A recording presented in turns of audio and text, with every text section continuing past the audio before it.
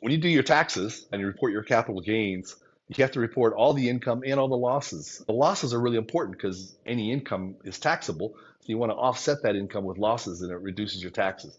But there is a limitation. If you have more losses than gains, the IRS limits how much you can take to $3,000 as a reduction to your adjusted gross income.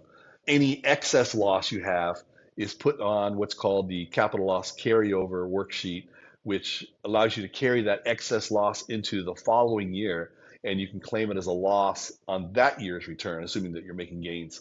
It gets pushed forward, doesn't go backwards. We wish it did sometimes, but it's never lost. But you definitely want to claim them. There's a silver lining. I've known people who've had massive losses, theft losses, fraud losses, pig butchering scams. You want to claim all these things. There's different ways to do it because every loss reduces your tax. So you're only allowed to have a deduction of $3,000.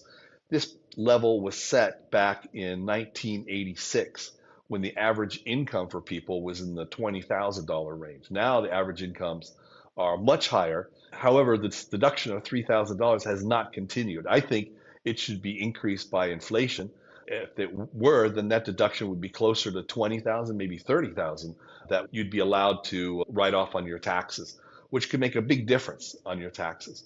I think that you ought to lobby Congress to inflation index that amount retroactively from 1986. And every year it should be inflation indexed.